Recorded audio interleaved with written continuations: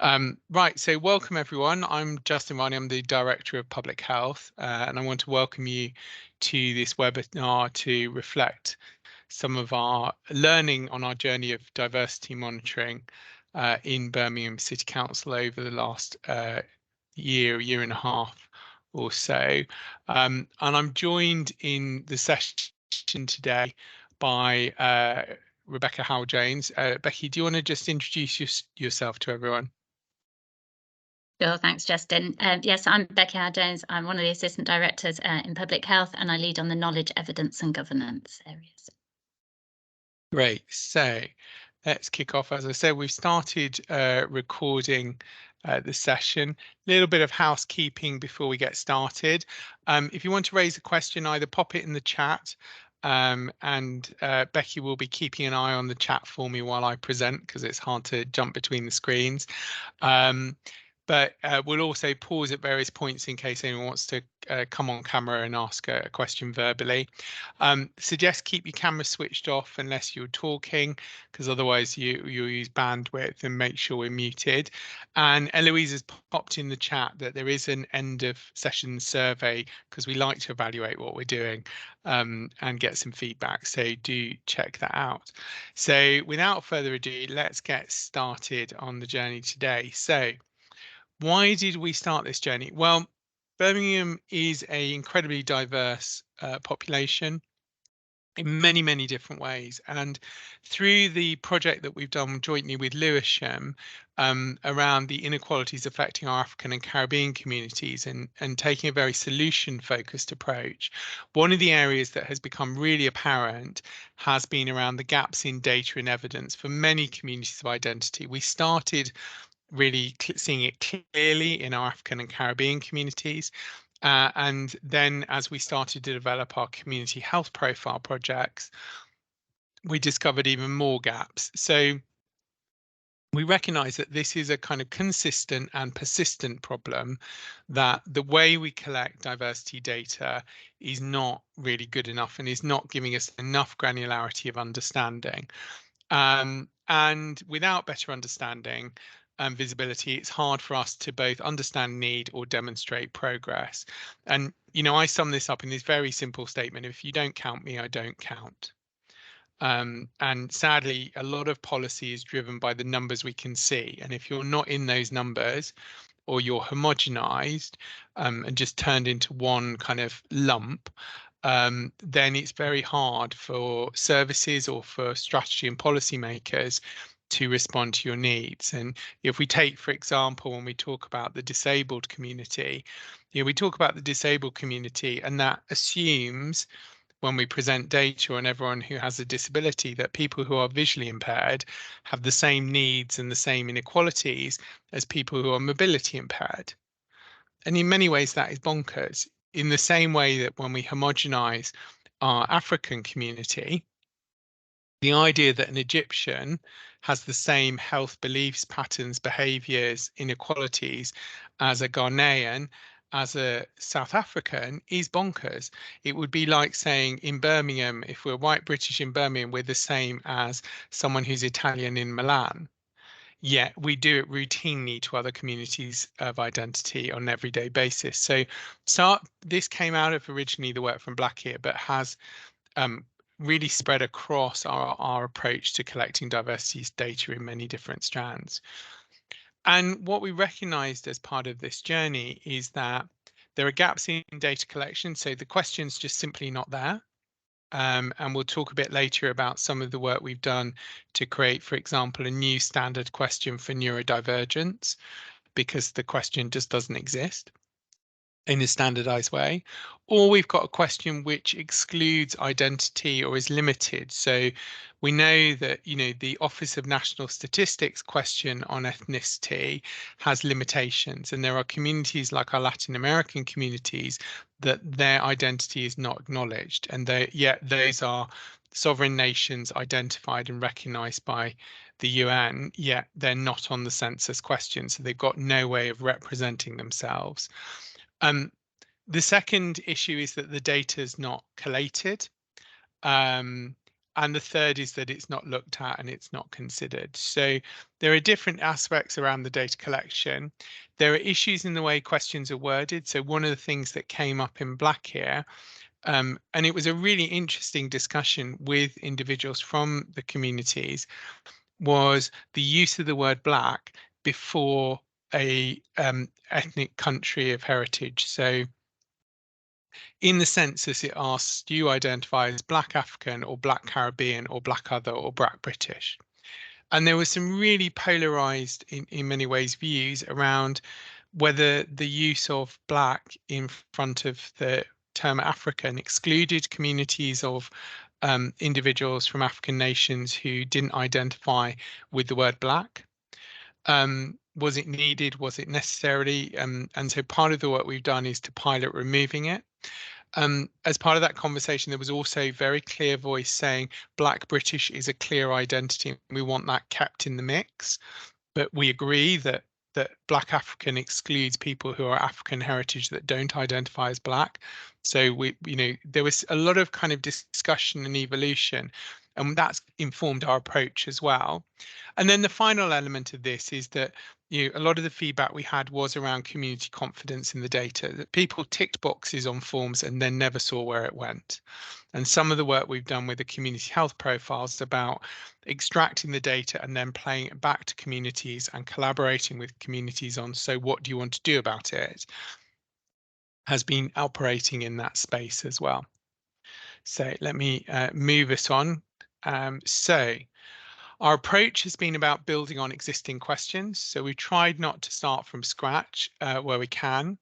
We've looked to both question banks and question sets in the UK. We've also looked at international questions, and in disability is a good example of that, where we've used a standard question that's used called the Washington scale, which is used in population surveys in the US to expand our understanding of disability. We tested them and we involved communities in the creation of the question and in the testing. We ran public e-surveys to get feedback. We also ran them through our staff diversity networks. We piloted them, Becky-led work to pilot the first set of questions through our evaluation of the Eurovision Fun Zone, which was face-to-face data collection. So people were being asked by researchers out in the public to answer these questions. And so that was one of the tests of how did they land, and the feedback was positive. We didn't get any major antibodies to any of the questions we've been approaching. Our ambition is that we move together across the system of the city to start to integrate these questions. We recognise that not everyone's going to be able to do everything immediately, and there's a limit to how much we can influence things like NHS data collection systems because they're set nationally. But there's a lot that we can do when we're commissioning services locally to adapt or to bolt on to systems data collection. And alongside this, it's working with the wider city partnership and communities around actually understanding, why do we want this data? Why do we want to know about your identity? How's it informing services? How's it changing the decisions that we make? And that sits alongside some of the other work that we're sharing during this month-long conference around cultural intelligence, and making better decisions with communities for them. So now we're going to get into some of the sharing of what have we actually done. What does it look like? And what we're sharing with you is kind of sections from the toolkit. So there's a toolkit that's been developed. We'll be rolling the toolkit out over November and December with training sessions. This is part of a much bigger toolkit, which includes standardized questions on how to measure the impact of, say, physical activity and using a standardized data capture tool, how to evaluate whether your intervention is working to improve mental health and well-being. So this is part of a broader set of trying to get one way of asking the question in Birmingham so that we can compare data, and we get a more comprehensive look. So we haven't shared with you the whole toolkit because at the moment it's in multiple chapters and well over 100 pages, but we're going to move through some of this, and the slides will be shared through the chat afterwards, and also because you've been part of the conversation, you have access to watch the webinar, and we'll be posting the recording on our YouTube channel at the end of the month as well. So we have a kind of standard integrate text to introduce the questions. Again, this is quite important around everyone using the same kind of language to communicate. Partially that helps people doing the survey. They go, I've seen these before. So they're not coming across as something new or slightly random. And that again builds confidence and assurance. And we are working, this is an iterative version approach. So this is version 2. Version 1 was pre-pilot stage. We are working towards over 20, towards the tail end of 23, 24 and beginning of 24, 25. Can we develop easy read versions of these questions, and can we create translated core questions as well, to increase their use in communities where English isn't a first language? We're really clear that the question shouldn't be modified, but the selection of the questions can be tailored to the use in the setting. So we've got a standard set of text around data protection and data governance. Again, for a lot of organizations where we're commissioning small charities, for example, to use these questions, this is part of helping them and saying, there is standard text that can be used around data protection, and why we're collecting the questions. So that's pretty, I think most of us will recognize that if you do any data collection. So the core questions. So the core questions are based on the protected characteristics set out under the Equality Act. And these ones we are clear, we would encourage people to ask all of these as a kind of standard core set of demographic questions, because they are under the protected characteristics. We've made a commitment through the council's Everybody's Battle, Everyone's Business strategy to adopt better data collection around diversity.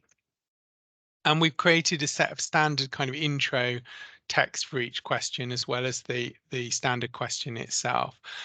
The other thing that we reiterate at multiple points through the toolkit, is every question should always have the option "do not wish to answer." What we choose to share in terms of our identity with the people collecting the data is up to us. So we're quite strong on that always being an option. I'm sure someone will spot there's probably one where I've done a typo and left it off, but let's see how we go. We also have created a set of additional questions to cover characteristics which are not explicitly necessarily in the Equalities Act, and where there isn't a core set of questions nationally. So we've included optional questions around employment status, caring responsibilities. Many organisations have a commitment to carers, yet we don't have a standard way of asking people, do they have caring responsibilities, and are they caring upwards or they're caring downwards, or both? We've developed a question which is around lived experience that links to the inclusion groups. So these are groups that are defined by the NHS of people who have lived experience of homelessness, the criminal justice system, sex works, of veterans, of addiction. And again, there isn't a standard question in this space. So we've created one to ask people about their lived experience. And then finally, there's a question around living arrangements.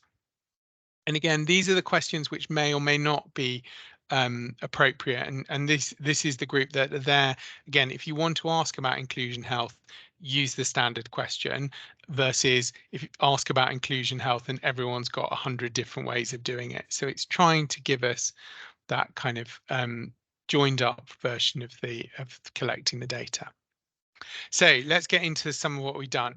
So age, pretty standard. I mean, we're not going to dwell hugely on the kind of pretext that we've got in terms of this, but for each question, there's a kind of preamble. It's tied to Birmingham. So where we are able to provide Birmingham level data and connect and signpost to benchmarking data, we're doing that in the question. So this is the example of the question on age, the intro section, just giving you the profile from the census. And then the question that we have, which is the core question, please select the age group that reflects your age, based on the ONS. but we've modified it in that we've said there are 3 different ways you could ask this question. So you could ask this question asking people for a single year. You can ask it using 10-year age bands or 5-year age bands, and you should always use the do not wish to answer. And we've also added alongside this some links to be able to benchmark. So where can you find the information in Birmingham, so that if you're looking at your client group um, or the population that you're working with, and you want to compare how does that look like compared to the picture for Birmingham, this is where the benchmark links are in. So that's what we've done on age. I'll move through some of the straightforward ones, I think, reasonably quickly, because I'm sure the bulk of the interest will be the ones where we've kind of had a play and done things a bit differently. So gender and gender identity, again, these are modified intro text, and then we've done a slightly modified approach to ONS. So the modification in relation to ONS has been to introduce the non-binary term, as well as an other free tax. And then we've linked it to the work that we've done in our community health profile on trans identities, as well as the data on binary gender through the census and ward profiles. So again, this is one where we've taken a kind of ONS and we've modified it slightly with feedback from our local communities. Moving on to sexual orientation, again, similar intro package of data from the census, explaining what sexual orientation is. In this one, we've given a steer that this question should be used in over 16s. Now, there's some discussion and debate nationally and internationally about at what point someone develops their sexual orientation, but it is pretty standard that over the age of 16, this is an appropriate question to ask, and aligns with some of the national policy around consent. So that's why we've chosen 16 as the threshold. If an organisation wishes to use it at a younger age group, that's to do with their own internal decisions and governance. But as a routine approach, we want this to be considered for everyone who's over 16 as a core question. And in terms of the question, this one we haven't messed around with at all. We've just taken the ONS question from the census, but again, linked it back to the community health profile that we have on our lesbian population. Shortly, somewhere in the next 2 or 3 months, we will have similar profiles for bisexual communities and gay men alongside our trans profile. So we're adding to the benchmarking data when we're able to help people to connect to where can they compare and contrast their findings with what we have for Birmingham. Moving on, faith and religion. This is again one where we haven't messed around with good practice. So we've got intro section, and then we've used the Office of National Statistics question and continued to use that in a consistent way. So now we get on to a bit where we have done quite a lot of work, and this is in measuring and capturing disability and understanding disability. So the census question really focuses on, do you have a disability or not, and how much does that limit your activities of daily living? It doesn't tell us anything about the type of impairment that someone has. So we're unable from the census question to know how many people are visually impaired in Birmingham. There is no standard question on neurodivergence, for example. And we reached out to partner organisations like the Douglas Trust, which is the national lead agency on neurodivergence, and said, what is there that we could use, that we could adapt? And they said, well, there really isn't anything at the moment. So we work with them and with our neurodivergence network to co-create a question. This is a kind of staggered question approach. And so we start with the ONS question, do you have a mental or physical health condition or illness lasting 12 months or more? And if the answer is yes, then it takes us through to a second set of questions. And there are 3 questions in this space. So the first is based on the Washington Group short set. As I said, this is an American question set. And what it's trying to do is capture where people need help. So it's not a shopping list of disability. And we discussed at some length about, was this the right approach versus asking people, do you have a sensory impairment? Do you have a physical impairment? You and some of the feedback we had from people living with disabilities was, um, I don't want to be boxed in. What I want you to know is, what do I need help with, not the label that predominantly medics, doctors have given me. Um, and so there was some support for this approach, and this is why we went with the Washington approach, because it helps capture what is it people might need help with. And it doesn't say, well, everyone who, one, you can identify more than one category. So you're not just going, I just need help with seeing or hearing. And again, that recognizes that often people with disabilities need help in more than one, or enablement, I think is a better word than help, need enablement in more than one area. So that's the first question. Second question is like the ONS, how, in effect, how severe is your impairment? And then the third question is a new question that we're piloting over the next year or so, which is specific about neurodivergence.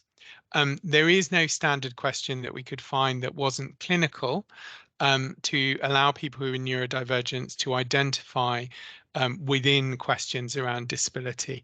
And there is still a significant debate around whether people who identify as neurodivergent should be described as disabled or not, and whether they describe themselves in that way, which is ultimately what this is about.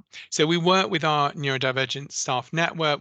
We got feedback from the Douglas Trust as well in this space. And this third part of the question is a step towards trying to find a standard way of identifying people who are neurodivergent in our community so that we can better serve their needs. Because at the moment, we've got no way of seeing them in routine data collection other than hospital statistics, which are very, very limited. So, that hopefully explains a bit about our approach in this question, but it kind of gives you a sense of where we're going further than perhaps people have gone before. So moving on to ethnicity and race, again, kind of standard opening section. In here, we've included some of the information from the Birmingham City Observatory, which is a brilliant resource, which has lots of interactive dashboards that you can play with census data and increasingly other data sets. But again, the feedback, as I said, from Black here, the engagement we did with communities was to remove the word Black from in front of African and Caribbean, retain Black British, introduce Latin American, and also start to introduce identities around Central and Eastern European and Western and Southern European. One of the challenges we've had with the ONS data is that white other category, which in Birmingham is a significant proportion of the population, there's no way of kind of drilling down underneath that to understand what that breaks down to. And by doing this, we're able to allow individuals from those communities to identify. The second thing that we do, well, the second thing we've done in modifying the ONS question is that we've said, if you're a mixed ethnicity, tick all that apply. Help us understand your mix of identity. Because again, the ONS boxes that we've had on mixed have been quite rigid in terms of white and Black African, white and Black Caribbean. So by allowing people to self-identify their mixed heritage, we're allowing a bit more freedom and a bit more flexibility.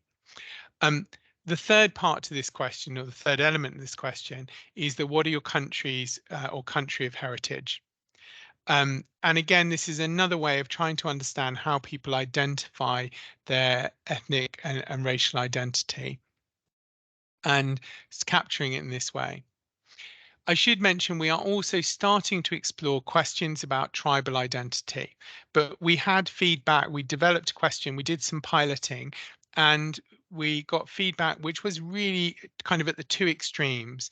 There were people who felt really strongly that we should be asking about tribal identity, that it was important to them, it was part of their life, and they felt that it wasn't acknowledged anywhere, and that therefore actually understanding it was something that the council, the NHS and partners should start to do.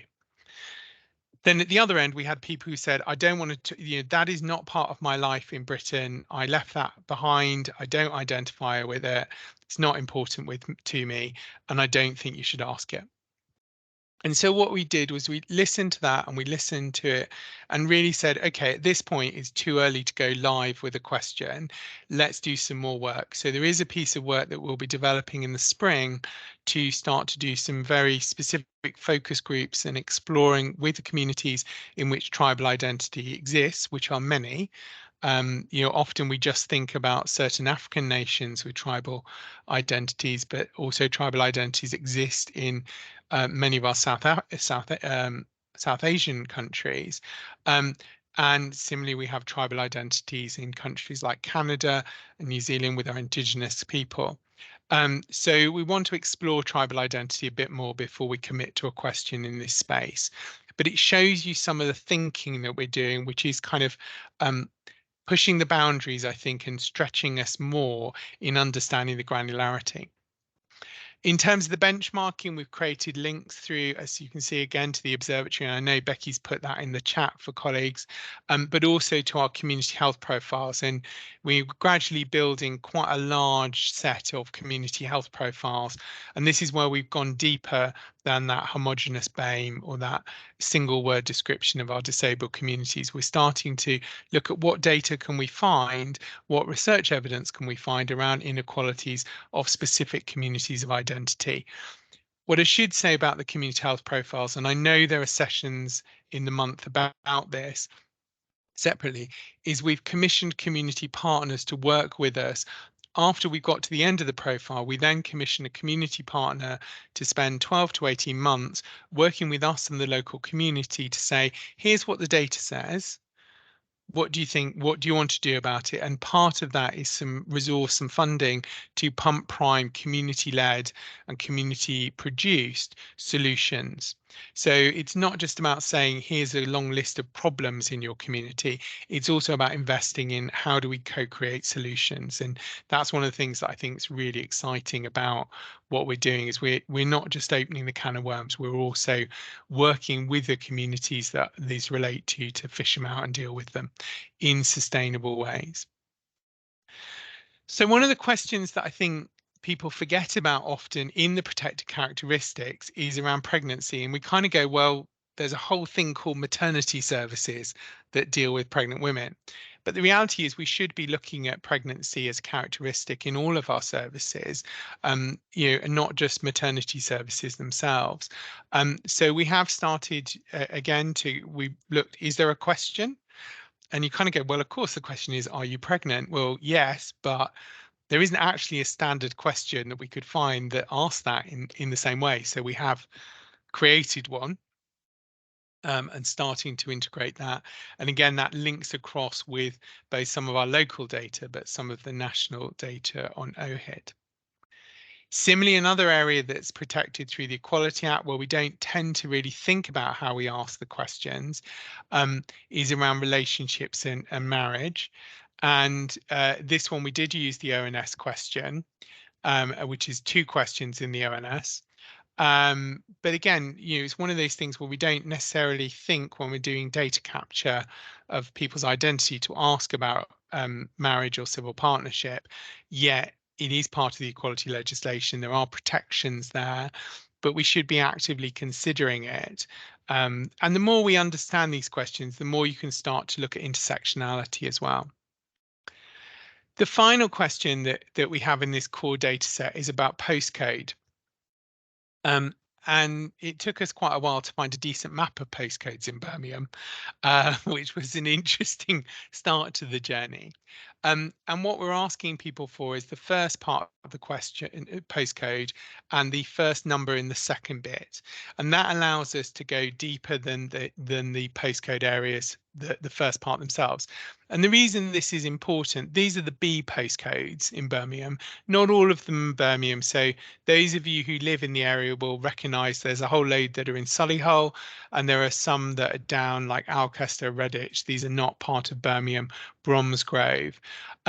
But if you take, and up in the north, Tamworth, but if you take a postcode area like B74 in the northern part of Sutton Coldfield, or B75, this is a large geographical area. And actually, we know within the geography of that area, there is quite a lot of variation between how affluent people are, how rich they are, what the demographic is in terms of ethnicity. So it doesn't help us hugely. And actually, for colleagues in the neighbouring areas, if you look at Solihull, which I think has about 5 postcodes covering the whole of Solihull, B90, is it B94, is a large patch. And so if you're only really able to look at analyzing data on the basis the whole of B94, it's not going to help you very much really understanding where people need help and support. So that's why we've asked for the first number of the second section, and we use a free text box around that. So that's been a bit of a canter through the questions, but we wanted to kind of do that and really then get into the space to talk about some of the reflections of the journey so far. And I'm going to bring Becky in a minute as we talk a bit about the reflections, because Becky joined us earlier this year and kind of joined halfway on the journey, and leads for our intelligence function, has been very much part of the putting my wish that this is something we do into reality and into practice. But I'll kick off just by saying, these are some of the reflections we've had on the journey in terms of really highlighting, particularly around disability, how poor the data was.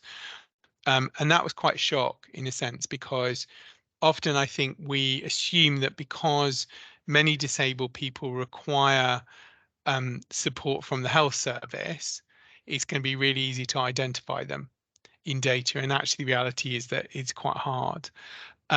We've learned a lot about national data sets, particularly how hard it is to get data out of general practice. That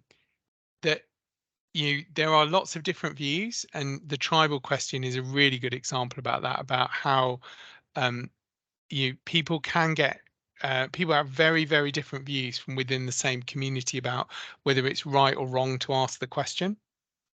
And they can be quite visceral, passionate perspectives on this, and it's important we hear about that.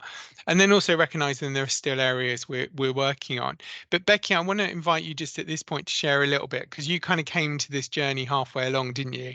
And just share with colleagues how it's felt for you and some of your thoughts. Thanks, Justin. Yeah, I think that's been a really hopefully useful overview for people. Yeah, no, it's been a really interesting journey, I think. I think sometimes we perhaps naively think these things are set in stone. We're asked the same question continuously, and from my kind of epi point of view, quite often looking at that sort of missing data and the gaps rather than perhaps some of the nuances across them. But I think it's just reflecting some of these changes, it's important to remember when we look at the 2021 census, actually the ethnicity categories are different to the 2011 census. So these things do evolve, and I think we have an opportunity to to get ahead on that in a sense, and really enable us to build on that locally, so we can understand the Birmingham population and really where we can have an impact. So I think it's been fascinating. I think from another data perspective, obviously what we really value in this sense is consistency across different services, and the consistency across the data collection. It's really hard to do that, to do that analysis and really understand, if you've got slightly different age groups or different categories. And by doing this, we can really understand both the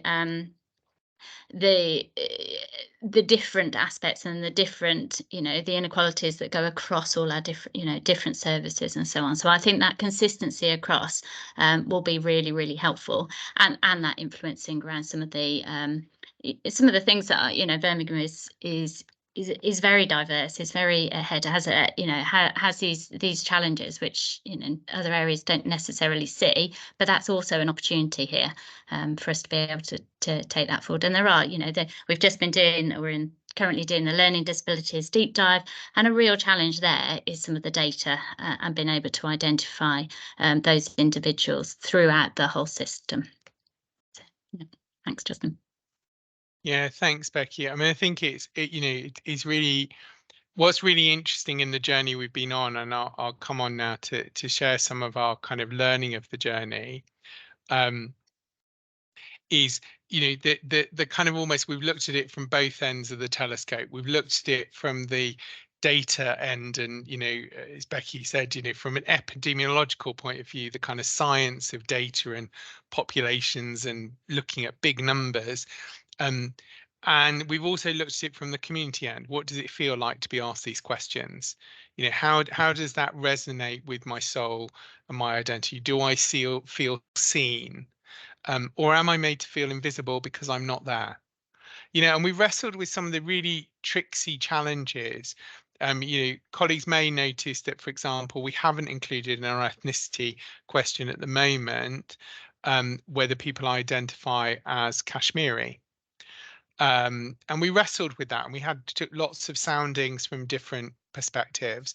And we came down on the perspective of there are several parts of the world where communities are arguing to be sovereign states and are yet to be recognized in that space. And at the moment, of course, we are all deeply aware of the conflict in Gaza and the tension between the Palestinian and Israeli identities and place and nation states positions. So at this stage, we've chosen not to include it. That doesn't mean we won't ever include it, but it is also recognizing that there is some politics around what we ask and what we don't ask as well, and being alive and having those conversations. In terms of kind of the next steps and where we're going moving forward on this, the first step has been around integrating these into our commissioned public health services. So for those of you who are not familiar with public health, we commission a range of things from sexual health services, substance misuse services. In Birmingham, we commission the Be Active Plus program of exercise on prescription. We commission quite a lot of voluntary and community sector organisations as well. So we've been building that gradually into contracts and working with providers to start to integrate these questions. And that allows us to build a better picture that's comparable between different services. As I mentioned, we'll be running workshops in the run up to Christmas around how to ask the questions, probably less so for these diversity questions, more around some of the technical questions we're asking providers to use if they're doing stuff on nutrition, for example. The way we have to ask to get a standardized understanding of someone's diet is a bit complicated. So, we're running a workshop on that one. Where we're doing population surveys, so where we're running questionnaires, we're about to hopefully, with the permission of Cabinet, launch the consultation on our new physical activity strategy for the city. That will have a demographic set of questions. We're integrating these into those surveys. And then we're taking them forward through the wider council and through the NHS. So these gradually just become part of the way we collect data in Birmingham. What I should also share is that while we're doing this, we're sharing our learning with the National NHS Race Observatory. We're sharing it with NHS England. We're also sharing up through the LGA and through the Association of Directors of Public Health. So we're trying to share our learning and also learning from others. If others areas have got better ideas on some of these questions, we're always open to seeing them and hearing them, because as Becky alluded to, the census has changed every 10 years. The questions, quite a lot of the questions actually change in the census each time. So this is all part of work that we can do that will help inform the Office of National Statistics, hopefully in 2031 when the next census is, and it would be brilliant in my space. My kind of dream is that the Birmingham demographic data set becomes the core data set for the census 2031, but that's an aspiration for us to look to. So we're going to finish the slide presentation there, and just pause and see if anyone has any questions you want to ask us about the journey so far and what we've done. But I hope in sharing this that we have giving you some insight into the approach we're taking to collecting demographic data around diversity and identity in Birmingham. Some of the, I wouldn't say highs and lows, but some of the journey we've been on around some of the areas of discussion and how we've navigated them. And that also it's given you a bit of, I suppose, confidence that as the largest unitary authority in the country, we have the huge privilege of serving just under 1.2 million citizens. Nowhere else in the country has a single council, single public health department serving that larger population, and is able to therefore truly start to get into understanding the diversity of our communities, because we are large enough to have over 1,000 households who speak Yoruba as their first language, for example. We are large enough to see visible differences in communities from our South Asian population. And we're large enough to be able to then start to look at the data and say, actually, the prevalence of type 2 diabetes, for example, is quite different in our Pakistani population from our Bangladeshi or our Indian population. And we shouldn't just assume that because someone is from a South Asian country, they've got the same risk of type 2 diabetes. Alongside that is it also driving a program of work so that we can use this data to change the way we deliver services. And a good example of this is that some of the work we've been doing around nutrition and the evidence of obesity and also malnourishment in different communities has led us to work with the Diverse Nutrition Association to create new resources and materials targeting different ethnic communities and tying the messages on healthy eating back to their heritage and the foods of their culture and identity. And that is very much driven by these two pieces of work: are increasing passion in understanding communities better, collaborating with them and co-producing, but alongside that, us getting better data to be able to really understand the differences and therefore target our interventions in a more intelligent way. So I'm going to stop there. I'm going to